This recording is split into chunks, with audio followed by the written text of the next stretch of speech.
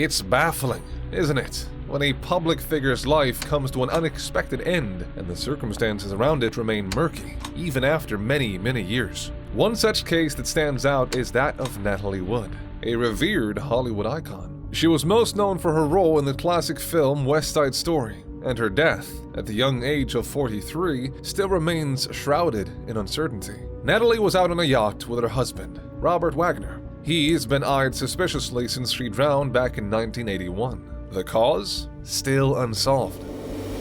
We're gonna dive into this real-life Hollywood mystery to try and piece together what really happened. According to testimonies, this is what happened in Natalie's last 48 hours alive. On November 27th, 1981, she, her 51-year-old husband Robert, and their friend Christopher Walken decided to spend some time on Robert's new yacht. It was named Splendor, a homage to Natalie's successful film Splendor in the Grass. They anchored off the Avalon coast. To get to the shore, they used a small boat called Valiant, named after one of Robert's famous roles. Despite having a good time, Natalie was uncomfortable being surrounded by water, especially with a storm brewing.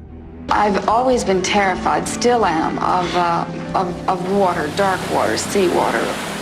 An argument broke out between Natalie and Robert about moving the yacht closer to the coast for safety. After the spat, Natalie and the yacht's captain, Dennis Davern, returned to shore and checked into a hotel.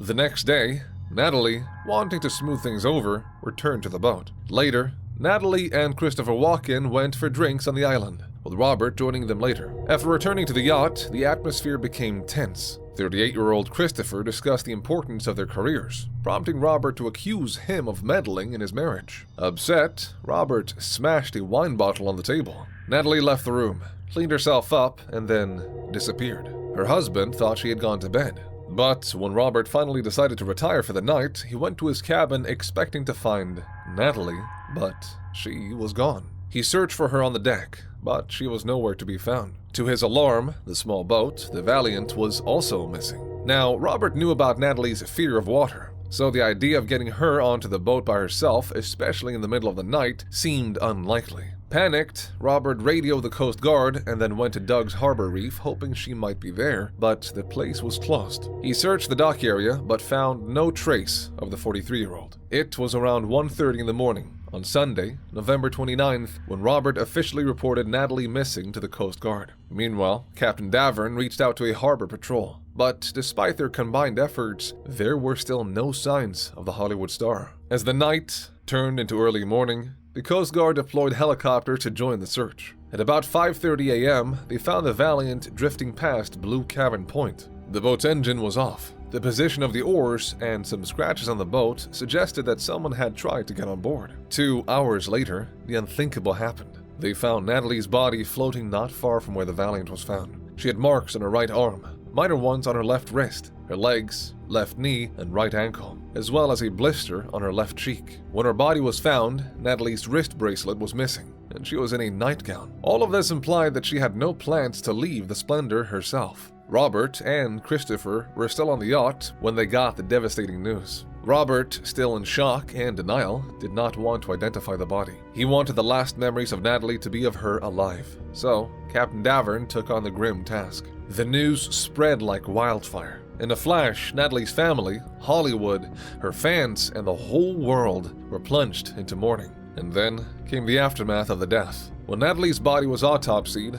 the report showed that her blood alcohol content was 0.14%, a bit above California's legal driving limit of 0.10%. According to the medical examiner, that's roughly equivalent to about 7 or 8 glasses of wine. The coroner stated that the marks on Natalie's body did not suggest any physical abuse. Instead, he believed she got them while attempting to climb back onto the boat. Robert Wagner, who had been cooperating with the investigation, had a theory of his own. He suggested that after leaving the saloon and freshening up, his wife might have noticed that the dinghy, the Valiant, was banging against the yacht due to the rough waves. In trying to secure the dinghy, Natalie might have slipped, fallen into the water, and drowned while attempting to climb onto the boat. This theory was shared with the public by the police. After 2 weeks of intense investigation, they concluded that Natalie Wood's death was an accident. She was laid to rest at the Westwood Village Memorial Park in Los Angeles, not too far from where she lived. But Natalie's mysterious death fueled numerous rumors and speculation. Some even linked her death to the so-called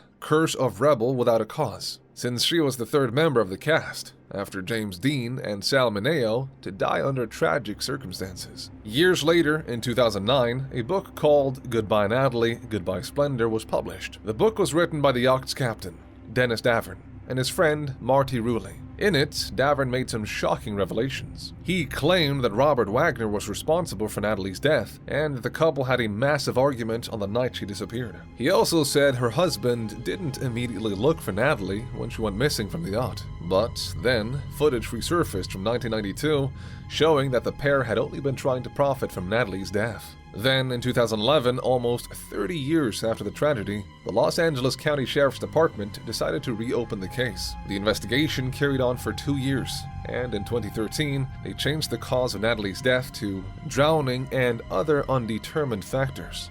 But the story did not end there. In 2018, the case was reopened yet again when new witnesses came forward. These people, who were in boats nearby on that fateful night, claimed they heard noises and screams. One witness even stated that she saw a man and a woman arguing on a boat. With these new testimonies, the LAPD changed their stance and classified Natalie Wood's death as suspicious. And then, Robert Wagner made some confessions in his autobiography. Robert, who had since remarried actress Jill St. John, acknowledged that he'd been jealous of Natalie's friendship with Christopher Walken, and that the two of them had argued that night. However, when the case was reopened, Robert chose not to cooperate with the police. Because of his lack of cooperation, Robert Wagner was labeled a person of interest. And then there's another theory making rounds on the internet that is said to be from Captain Davern himself, who had helped the LAPD in 2011 by providing new information. This theory paints an even more dramatic picture of that night. It suggests that the argument between Natalie and Robert was quite heated. So much so that Natalie fell off the yacht, and Robert saw it happen but didn't attempt to rescue her. The 43-year-old supposedly screamed for help for several minutes. Davern, who heard her, wanted to help, but Robert had allegedly locked the captain in his cabin and told him to stay out of it. Christopher Walken came out from his cabin as the argument continued, but at some point they realized that Natalie's cries for help had stopped. So, the three men on the yacht made a pact. Wagner, Walken, and Davern allegedly agreed that if one of them was in trouble, the other two would back him up. They quickly sought the services of a well-known Hollywood lawyer, who somehow managed to get the authorities to close the case. Although there's no solid evidence to confirm this version of events, and while Davern's statements to the police remain undisclosed, the testimonies from people on nearby boats suggest that things aren't as straightforward as they may seem. In 2021, some interesting new insights came to light regarding Natalie Wood's case. Natalie's sister, Lana Wood, didn't think the death was premeditated, but she was convinced that Robert was involved. However, in 2022, the Los Angeles County Sheriff's Department put a rest to such a speculation. They announced that they had cleared Robert Wagner in their investigation into Natalie's death. Lieutenant Hugo Reynaga made a statement saying, "All leads in the Natalie Wood case have been exhausted, and the case remains an open, unsolved case." So, as it stands, Natalie Wood's death remains a mystery that continues to baffle and intrigue us to this day. Before you go, I'd love to know if you like having multiple stories in one video. Let me know in the comments down below. And if there are any cases you'd like for me to cover, you can email them to me using the address on my channel. Thank you.